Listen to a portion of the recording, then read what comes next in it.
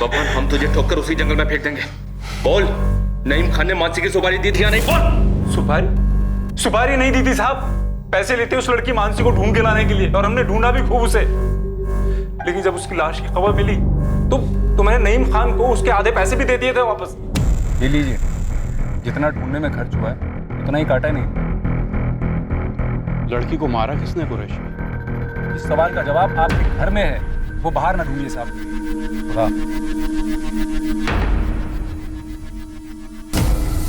लखन, अगर तुम हमें फैज की खबर या उसकी लाश के बारे में नहीं बताएगा तो यहीं सड़ेगा।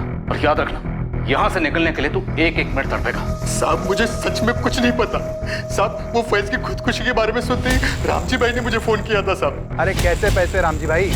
उस फैज के बच्चे के चक्कर में सारे पैसे खर्च हो गए। लेकिन उसने तो खुदकुशी कर ली मेरी बेटी को मारने के बाद। देखो रामजी भाई, आपकी बेटी का मुझे खेद है, पर पैसे तो मैं लौटाने से रखता हूँ।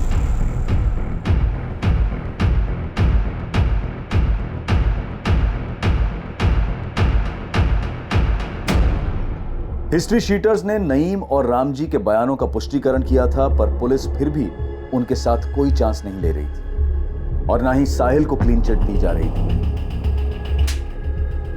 दिल्ली कौन गया था लेटर्स पोस्ट करने? मैम, मैंने कोई लेटर नहीं भेजे। मानसी मारी जा चुकी, भाई भी जा चुके, मुझे भी मार डाल। नहीं जीना है मुझे। दो परिवार अपने बच्चों को खोने से तहस नहस हो चुके थे। फैज? कहां से?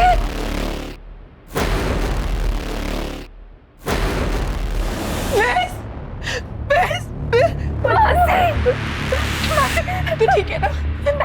तुझे तू कहाँ चली गई थी बेटा? कहाँ चली गई थी मानसी?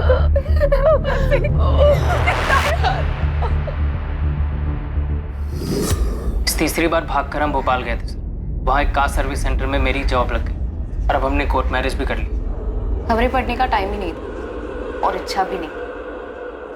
फैज खान उम्र 25, हिम्मतनगर गुजरात से फरार है।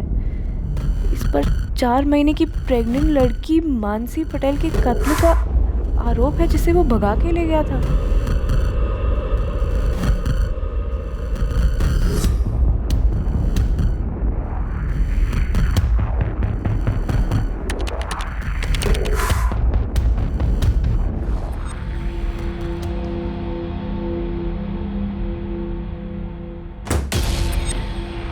क्या हुआ मानसी? डर के मारे हम 3 दिन घर में ही बैठे रहे, कैदियों की तरह। और फिर वो सेकंड झटका आया जब वो लेटर्स वाली खबर आई। सुन मानसी, मेरे नाम से लिखे गए ये सुसाइड लेटर्स फर्जी हैं और हम फर्जी नहीं, और ना ही हमारी शादी फर्जी है। पता नहीं कौन है जो तुम्हारा मर्डर, ये लेटर और मेरे सुसाइड की झूठी अफवाहें फैला रहा है। और क्यों? मुझे लगता है हमें। मैं बैग पैक कर ली थी। 1 घंटे में अहमदाबाद एक्सप्रेस निकली। अनरिजर्व तो अनरिजर्व सही, चलते और ये सारा ड्रामा खत्म करते। ये कल रात की बात थी और आज हम दोनों आपके सामने बैठे, बिल्कुल जिंदा और उतने ही प्यार में जितना 1 साल पहले थे। और अब हम शादी भी कर चुके। और मैं प्रेग्नेंट नहीं हूँ, लेकिन आप लोगों को शक करने की आदत है। ये चाहे तो टेस्ट करवा सकते हैं। आप लोग सब बाहर वेट कीजिए। हमने डीएनए टेस्ट करवाया ही नहीं। रामजी पटेल ने बोला कि मानसी की बॉडी है, हमने भी मान लिया कि मानसी है। ये मानसी है। बड़ी भूल हुई सर, डीएनए टेस्ट कराना चाहिए था। लाश के अंश बचा कर रखे हैं, केस क्लोज होने तक वो लैब में रहेंगे। शुक्र है, विक्टिम को आइडेंटिफाई करने में कुछ तो आसानी होगी। सर, इस रामजी पटेल और सविता पटेल ने बॉडी की शिनाख्त की थी। हो सकता है जानबूझ के की।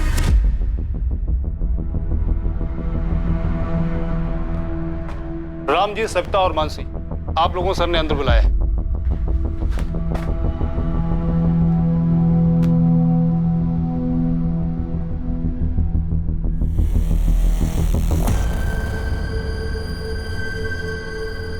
आप लोग मेरे साथ आइए। मानसी, क्या लगता है तुम, वो चिट्ठियां लिखकर फैज को कौन फंसाना चाहता हो? बाकी लोगों का मुझे नहीं पता सर, लेकिन मैं एक आदमी को जानती हूँ जो फैज को फंसाना चाहता था।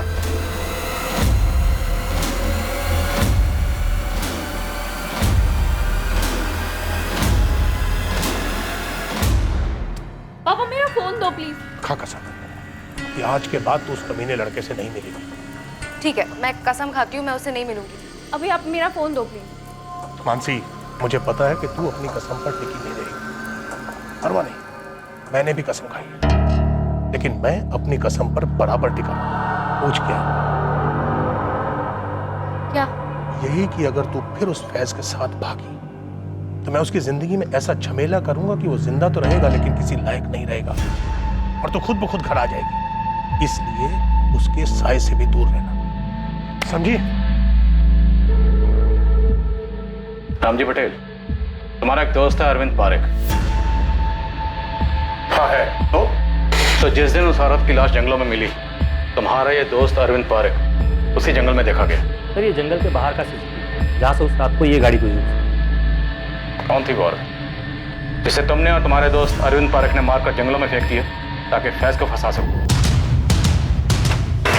अरविंद, मुझे निकलना होगा।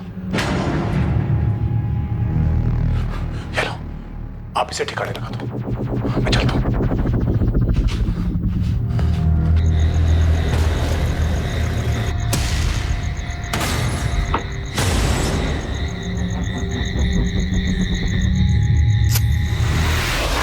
ये क्या बोले जा रहे हैं? मेरी बेटी ने कुछ बोल दिया तो कहानियां बनाई जा रहे हैं? चिट्ठी अरविंद भेजता है दिल्ली से, या उसका वहां आना जाना लगा रहता है? फैज, तुम और मानसी जब से हिम्मतनगर से निकले, कहाँ रुके, किस किस से मिले, कौन कौन से फर्जी डॉक्यूमेंट्स बनवाए, किसके जरिए बनवाए, भोपाल में घर कैसे मिला, जॉब कैसे मिला, सब कुछ एक एक करके लिखवाए। लेकिन सर मेरी डिटेल से उस लवारिस लाश का क्या ताल्लुक? क्या ताल्लुक है? इसलिए तो इतने सवाल कर रहे हो तो। बहस बेटा, तो साहब बोल रहे वो लिख दे ना। साहब अब हमें जाने दीजिए। अब ये तो कोर्ट तय करेगा कि आप लोग कहाँ जाओगे, घर जाओगे या जेल जाओगे। साहब कुरैशी भी बोल चुका है कि सुपारी नहीं थी। बोलने का क्या है नईम खान, बोलने को तो फैज ने भी कहा था ना तुमसे कि वो अहमदाबाद की किसी शादी में गवाह बना था। साहिल ने हमसे बोला था कि मानसी उसकी सिर्फ क्लासमेट है। मैं भी तो बोल सकता हूँ कि कुरैशी ने उस औरत को मानसी समझ के मार डाला। तुम तीनों ने मिलकर ये साजिश रची। अरे बेटा, जैन साहब तो यूं ही कुछ भी बोले जा रहे हैं। वही तो नईम खान, बोलने से बात सच नहीं होती है, सच होती है सबूतों से और गवाहों से। सबूत हम कुरेद के निकाल लेंगे और गवाह जहन्नुम से ढूंढ निकालेंगे। समझ में आया? इस अरविंद पारेख को तो हम ढूंढ ही लेंगे, इसे ढूंढेंगे, इसे तोड़ेंगे और ये बोलेगा। याद रखना, अगर हमें पता चला कि ये सब कुछ तुम्हारा किया धरा है तो बच नहीं पाओगे। मैंने बस एक बेवकूफी की है, जो उस लखन पांडे को पैसे दिए थे फैज को ढूंढने के लिए। इसके अलावा और क्या किया मैंने? मेरी बेटी तीसरी बार घर से भागी थी, उसकी शिकायत लेकर मैं इसी पुलिस स्टेशन में आया था, लेकिन आप लोगों ने मुझे पका दिया और फिर उस लाश को मानसी की लाश बताया। किसने? आप। मैंने बस मान लिया कि वो मानसी। सर जरा सोचिए, अगर अरविंद ने और मैंने उस औरत को मिलकर मारा फैज को फंसाने के लिए, तो क्या हमारी इस चाल में प्रांतिज के पुलिस वाले भी शामिल थे जिन्होंने उस लाश को मानसी की लाश बताया? क्या आप लोग भी शामिल थे जिन्होंने उसको मानसी बताया, ताकि मैं यहां आकर मुंडी हिला हिलाकर कहूं कि हाँ ये मानसी है, हाँ ये मानसी है? तो मैं शू बात करूं जिसको।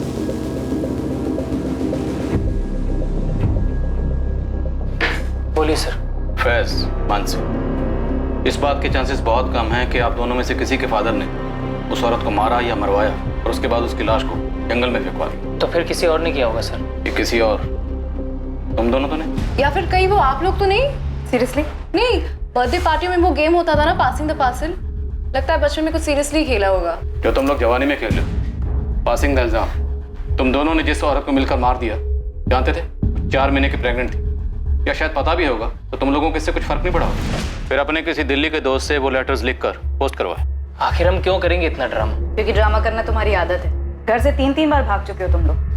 पहली बार ड्रामा किया माँ बाप को भांपने के लिए, दूसरी बार राशिद और शबनम बनकर रहे, जब पकड़े गए वापस लाए गए तो तीसरी बार फुल एंड फाइनल ड्रामा, ताकि कोई तुमको ढूंढे ना। क्यों नहीं हो सकता? नहीं हो सकता, क्योंकि हम कोई टेढ़े मेढ़े मर्डर करने वाले लोग नहीं है। हम कोई क्राइम शो के फैंस नहीं है, हम लव स्टोरी के फैंस हैं। फैज और मानसी को सेफ हाउस दिया गया है। ये एड्रेस है। करना क्या मैडम? इन दोनों पर साहिल खान, मुमताज खान और सविता पटेल, इन सब पर नजर रखनी है। कोई धनिया पत्ता लेने भी निकले ना तो कितना लिया इसका डिटेल भी चाहिए मुझे। मिल जाएगा मैडम। वैसे गुस्सा की माफ़ हो, अब ये केस आप लोगों का नहीं बनता ना? लेकिन एक जिम्मेदारी तो बनती है ना ये पे।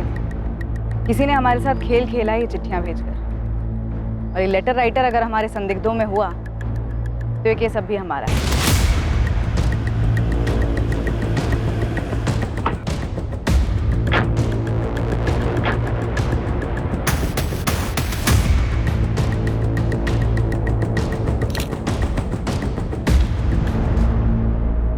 हमने इस अरविंद पारेख की हिस्ट्री निकाली, क्राइम की रात की मूवमेंट भी ट्रैक की।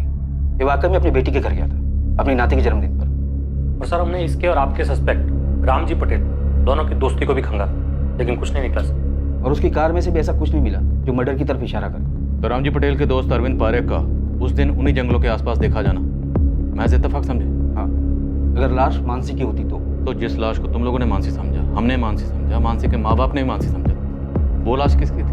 जब हमें वो लाश मिली तो हमारे पास 2 मिसिंग कंप्लेन थी। एक 4 महीने पहले की मानसी पटेल मिसिंग केस, जिसे आप लोगों ने करेक्ट किया और हमें बताना जरूर नहीं समझा। और दूसरा गांधीनगर की एक शादीशुदा औरत का, रुचिका मकवाना नाम था उसका। सर जब हमने वो लाश मिली उसके 2 दिन पहले गांधीनगर में उस लड़की की मिसिंग कंप्लेंट फाइल हुई।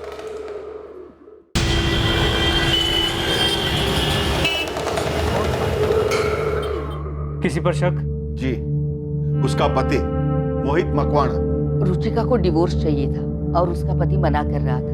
दोनों के बीच में मारपीट भी हुई थी। उसने रुचिका को जान से मारने की धमकी भी दी थी सर। ये मोहित करता क्या था? आर्किटेक्ट है। फोन नंबर और पता।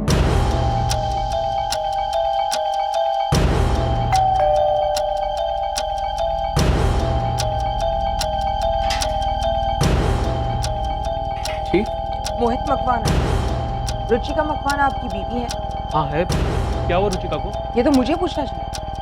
क्या किया रुचिका के साथ? मैंने कुछ नहीं किया, सारा दिन साइट पर था, थक कर सोया था।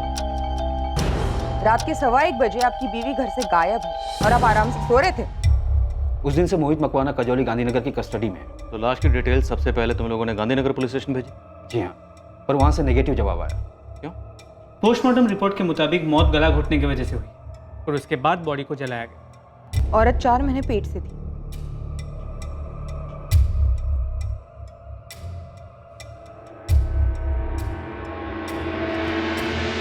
तो ये आपकी बेटी रुचिका नहीं है? हमारी रुचिका प्रेग्नेंट नहीं है सर। सर अभी शादी को 1 ही साल हुआ है। धीरज जी, रुचिका और मोहित के झगड़ों की वजह क्या थी? ठीक, रुचिका ने हमें कभी बताया नहीं। बीना जी आपको? वो सब अपने अंदर ही रखती थी। वैसे रुचिका की बाकी की सारी डिटेल्स मैच हुई, एज, हाइट, ब्लड ग्रुप, लेकिन रुचिका प्रेग्नेंट नहीं थी। ये जानने के बाद हमने उसे रूल आउट किया और आपकी मानसी की फाइल खोली। सर लड़की 4 महीने पहले लड़के के साथ भागी, तो उसके 4 महीने के प्रेग्नेंट होने की संभावना भी थी और बाकी सारी डिटेल्स भी मैच हो रही थी। तो हो सकता है वो लाश किसी तीसरी औरत की हो। हालांकि हमने उसके डीएनए संभाल के रखे हैं, पर मैच किससे करेंगे?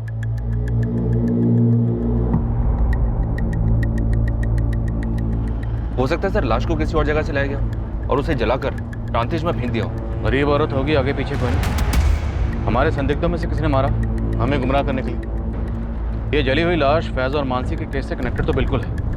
भले इस वक्त हमारे पास कोई पुख्ता सबूत नहीं है, पर वो लेटर्स उन्हें नज़रअंदाज नहीं कर सकते। वो पक्का किसी साजिश का हिस्सा।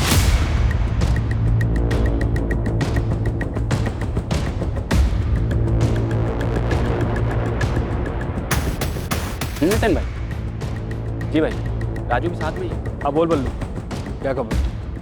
गर्मा गर्म चाय। एल्स कहाँ जा रहे हो तुम? वो चेतन से बात हुई थी, उससे कहा था घर आ जाऊंगा, बस वहीं जा रहा था। देखो क्या हाल है अभी, लेकिन चाय तो पीते जाना। हाँ रख दो, वापस आता हो तो गर्म करके पी लूंगा।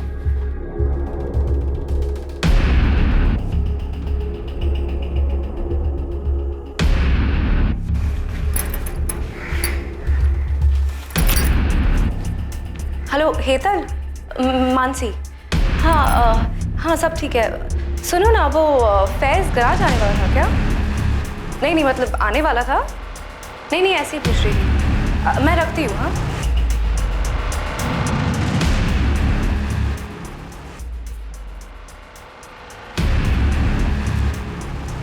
और 4 महीने प्रेग्नेंट, तो किसी ना किसी गायनेकोलॉजिस्ट के यहाँ तो रजिस्टर्ड रही होगी। हाँ सर, गरीब से गरीब औरत होगी तो भी किसी सरकारी अस्पताल में रजिस्टर्ड तो होगी। यहीं से शुरू करो। हमारे गुजरात के जितने भी सरकारी हॉस्पिटल हैं सब जगह खंगालो, पता करो कि 3 जून को गायब हुई वो 4 महीने की प्रेग्नेंट औरत कौन थी। बाकी पैरामीटर्स हैं हमारे पास मैच करने के लिए। जी सर, पूरे स्टेट में सैकड़ों सरकारी अस्पताल हैं जहां लाखों यंग औरतें 4 महीने प्रेग्नेंट रही होंगी। तो माना का दायरा काफ़ी फैला हुआ है, लेकिन करना तो पड़ेगा ना। सरकारी हॉस्पिटल के साथ साथ जितने भी प्राइवेट हॉस्पिटल और क्लिनिक्स, सब जगह खंगाल, सब जगह पता करो। जी सर, हितेन का फोन था। उसके खबरी बल्लू और राजू रामजी पटेल और नईम खान को फॉलो कर रहे थे। रामजी पटेल और नईम खान के बीच में एक मीटिंग हुई।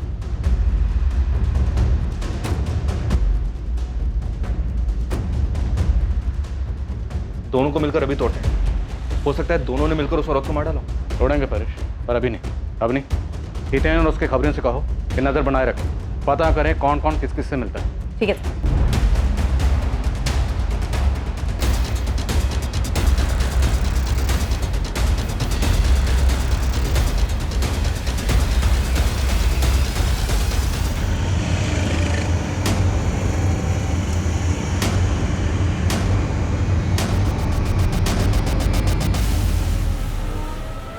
जी, ये रुचिका मखमाने मेरी पेशेंट ही थी। कौन सा ट्राइमेस्टर था इसका? दूसरा स्टार्ट हुआ था और मेरा लास्ट अपॉइंटमेंट इसके साथ 11 मई को हुआ था।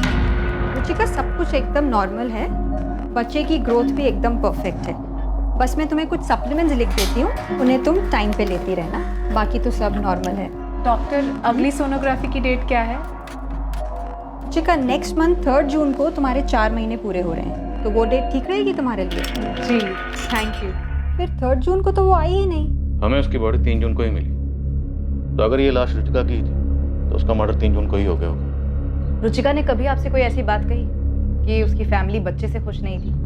नहीं, मुझसे तो उसने कभी भी ऐसी कोई बात डिस्कस नहीं की थी। खुश लगती थी हमेशा, एकदम नॉर्मल।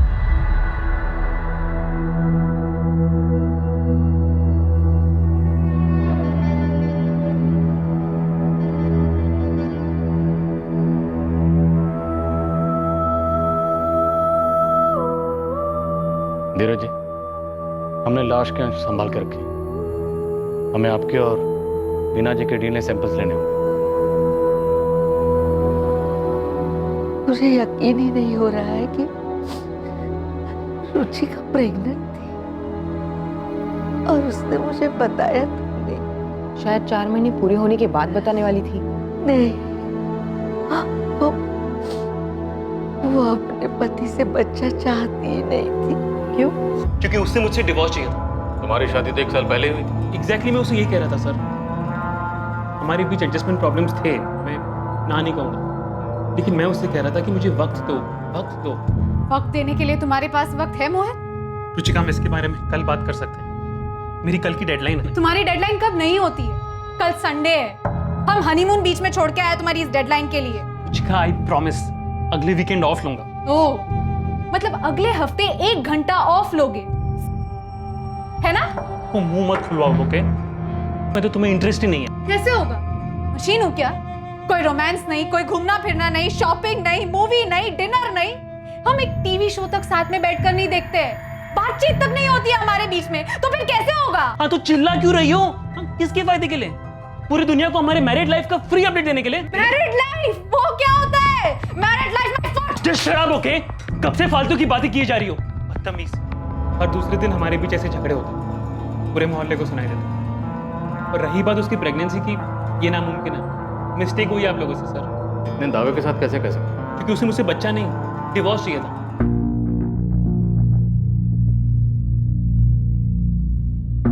रुचिका, मुझे तुमसे कुछ कहना है। मुझे भी। रुचिका, देखो, मैं सोच रहा था कि हमारे बीच इतना टेंशन है, अगर हम बच्चा करें तो शायद चीजें बेहतर हो। हाँ मोहित, मैं तुमसे कहने वाली थी मुझे डिवोर्स चाहिए। मैं अब और ऐसे नहीं रह सकती। ऐसे नहीं रह सकती मतलब? हाँ? मैं कि तुम्हें टॉर्चर करता हूँ जो तुम ये ड्रामा कर रही हो? तुम्हें पूरी जिंदगी ना यही रहना होगा मेरे साथ, इसी रिश्ते में। जिंदगी भर? 6 महीने में अगर तुमसे डिवोर्स नहीं लिया ना, तो मेरा नाम भी रुचिका नहीं। पिछले 6 महीने से वो अलग सोती थी, हमारे बीच सिर्फ सन्नाटा था, ढेर सारा गुस्सा था, तो बच्चा कहाँ से होता सर? हमें तुम्हारा डीएनए सैंपल लेना हो। टेस्ट के आंसर से मैच करना होगा। हाँ तो कर लीजिए सर, बिल्कुल कर लीजिए। रिजल्ट नेगेटिव ही निकलेगा। वो लाश रुचिका की नहीं है और वो बच्चा मेरा नहीं हो सकता। रुबीना तुम मोहित को डीएनए के लिए ले जाओ और रिपोर्ट अवनी को भेज देना। अगर माँ बाप का डीएनए लाश के अंश के साथ मैच होता है और मोहित का डीएनए फीटस के डीएनए से मैच होता है तो मतलब मोहित झूठ बोल रहा है। तोड़ेंगे उसे, बुलवाएंगे। और अगर मोहित का डीएनए फीटस के डीएनए के साथ मैच नहीं होता तो फिर इसका एक ही मतलब, रुचिका का किसी के साथ अफेयर था। और इसीलिए शायद वो इतने अर्जेंटली मोहित से डिवोर्स मांग रही थी। तो क्या रुचिका प्रेमी का बच्चा रखना चाह रही थी? उसे शादी के लिए फोर्स कर रही थी और प्रेमी छुटकारा पाना चाह रहा था। तो अब रुचिका के प्रेमी को ढूंढना होगा। सर अगर मोहित सच बोल रहा है तो ये प्रेमी खूनी हो सकता है। गराज में सब कैसे चल रहा है? बढ़िया। हेतल चेतन कैसे है? मुझे मिस कर रहे थे, तुम्हें भी हाय बोला है। मेरे सर में बहुत दर्द हो रहा है, मैं थोड़ा आराम कर लेता हूँ।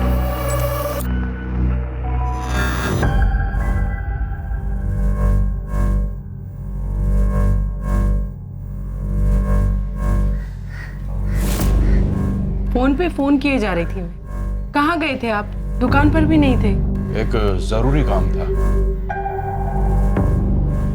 नहीं, कुछ छुपा रहे हैं आप? आपने मुझे बताया नहीं कि आपने मानसी को धमकी दी थी कि आप फैज को फंसाएंगे।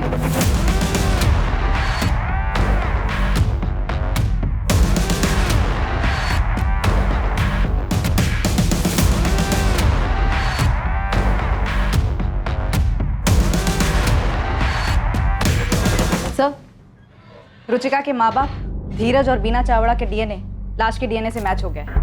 रुचिका मकवाना की ही लाश है। मोहित का डीएनए? फीटस से उसका डीएनए मैच नहीं हुआ। तो मतलब रुचिका के पेट में जो बच्चा था वो उसके पति मोहित से नहीं था?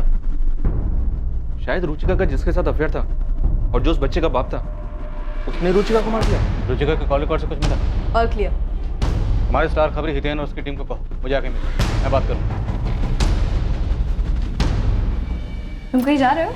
सर आज क्यों? ऐसे।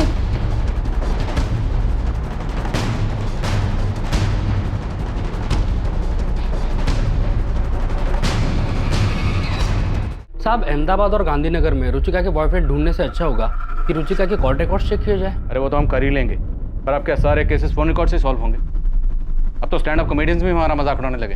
जरा सोचो, जब ये मोबाइल फोन नहीं थे तब केसेस कैसे सॉल्व होते? जूम का, मैदान में कूद जाओ मैदान में।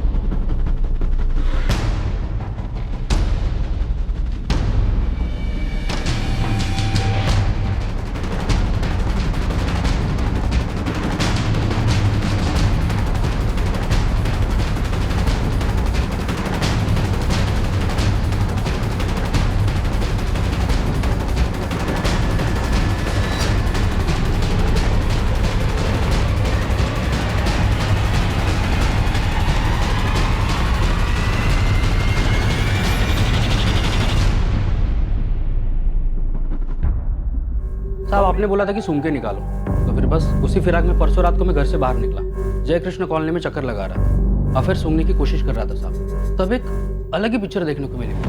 पिक्चर? हाँ साहब, एकदम ड्रामे वाली। वो रुचिका और मोहित के बिल्कुल बगल वाले घर से।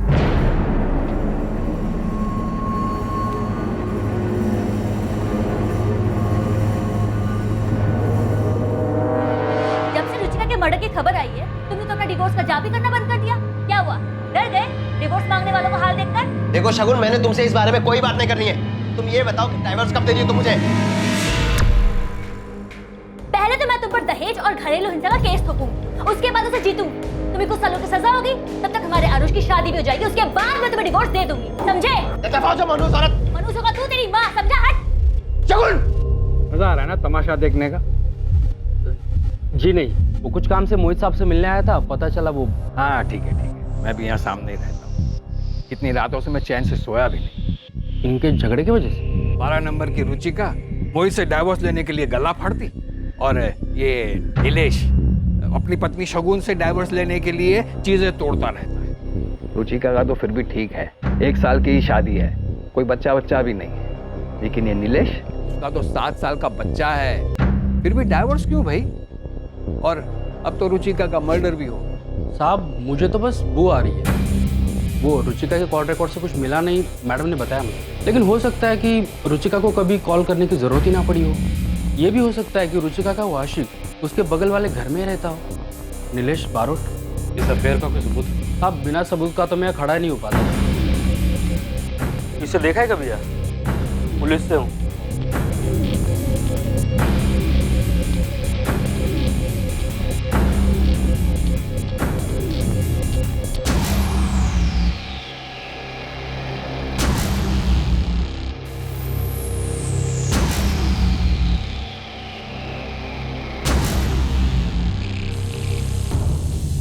ये नीलेश का फोटो और ये नीलेश का। सब कॉल रिकॉर्ड भले ही साफ हो, लेकिन लोकेशन रिपोर्ट से बहुत कुछ हाथ आ सकता है। सर ये अपना किलर हो सकता है, पर मुझे नहीं लगता इसने ये अकेले ने किया।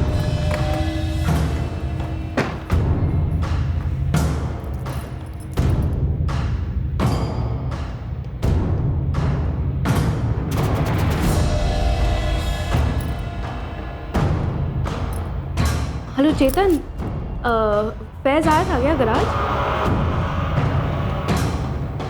नहीं, ऐसे ही पूछ रही थी, वो उसका फ़ोन नहीं लग रहा था। मैं बाद में बात करती हूँ।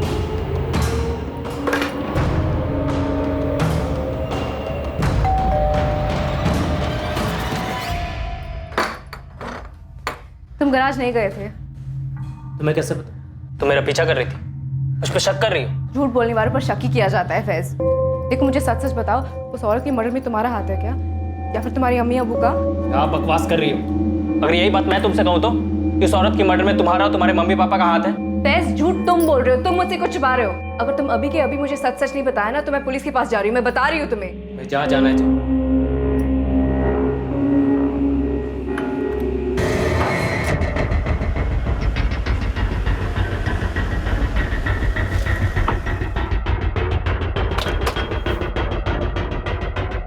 ये नीलेश बारोट ऑफिस में है? जी, सुबह से कहीं गए नहीं।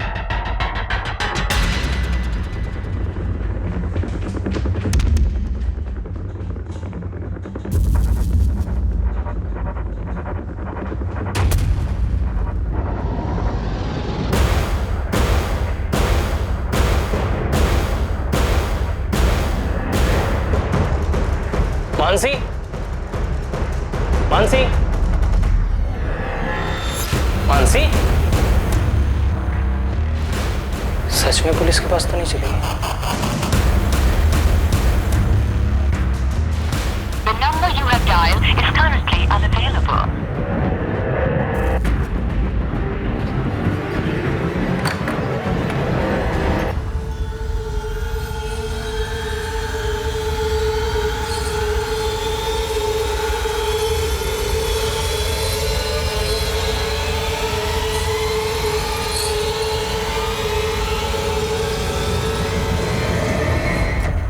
देखिए, आप लोग मुझ पर इस तरह से झूठा इल्जाम नहीं लगा सकते। एक तो आप ये केस सॉल्व कर नहीं पा रहे हैं और ऊपर से मुझे बली का बकरा बना रहे हैं। आपके किसी भी सवाल का कोई जवाब नहीं दूंगा मैं। मुझसे आपको कुछ नहीं मिलने वाला।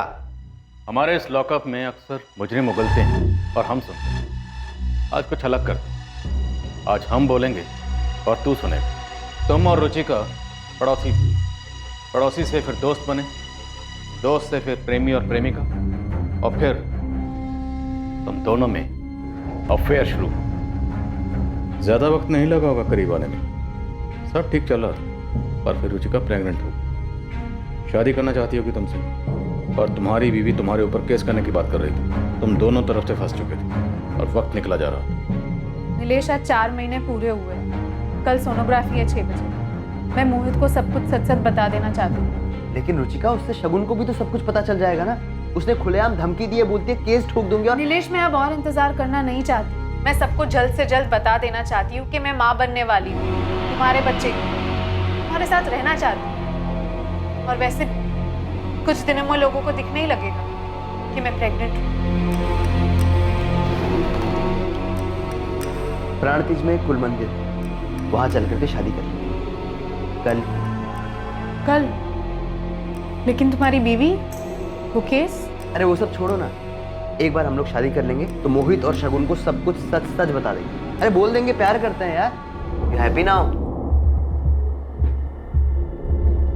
तुम इस दबाव से तंग आ चुके थे, इस रिश्ते की मुसीबत से छुटकारा चाहते थे।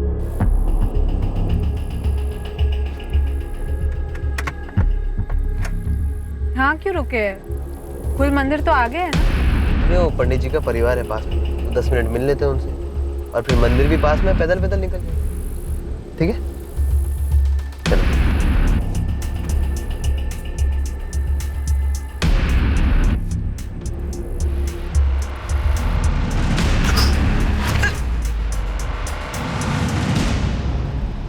इस मर्डर में तुम्हारा कोई साथीदार भी होगा जो तुम्हारे प्लान के मुताबिक पहले से वहां मौजूद था।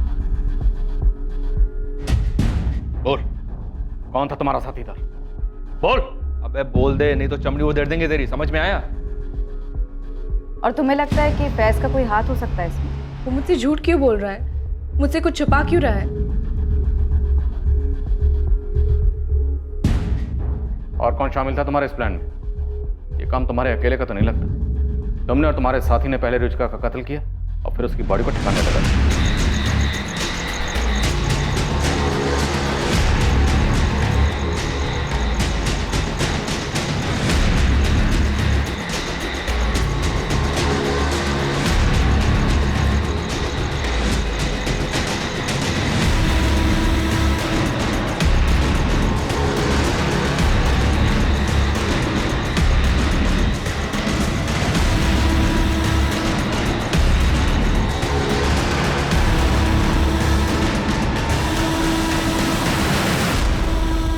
रुचिका को मानसी समझने की प्रांतिज पुलिस और हमारी गलती का तुमने फायदा उठाने की सोची। तुमने मानसी और फैज के केस को बड़ी बारीकी से स्टडी किया और फिर वो चिट्ठियां लिखी।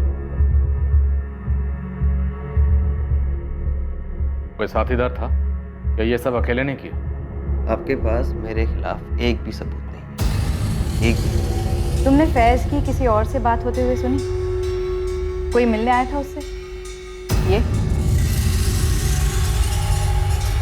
भैया बस यहीं रोक दीजिए।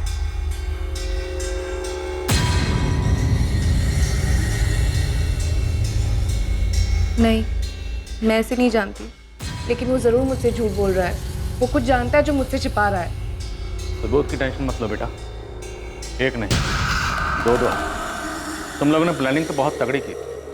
रुचिका और तुम मोबाइल पर कभी बात ही नहीं करते और रुचिका जब भी तुमसे मिलने ऑफिस आती थी तो अपना फोन स्विच ऑफ करके घर पर ही छोड़कर आती थी, है ना?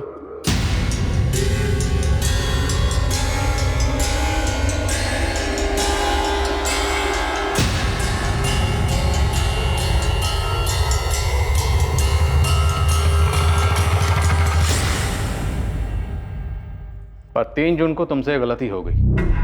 3 जून को तुमने अपना फोन अपने साथ ही रखा और वो भी ऑन। शायद तुमने अपने साथी से कोऑर्डिनेट करने के लिए रखा हो। ये देख,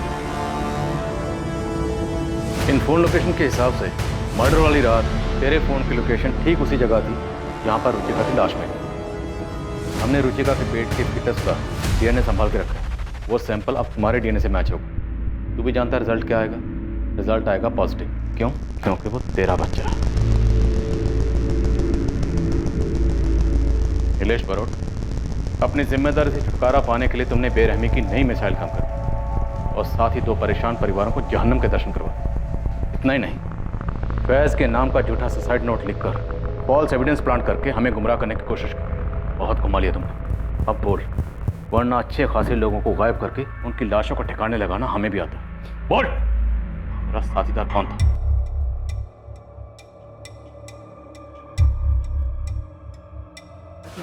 मानसी, प्लीज मुझे तुमसे कुछ बात करनी। Ma'am 1 minute.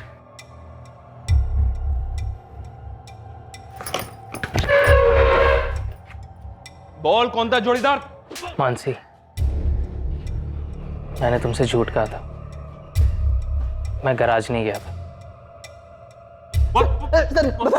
बताता हूँ। बोल। बताता हूँ। मेरा भाई कुंदन, और वो लेटर भी उसने पोस्ट किए थे।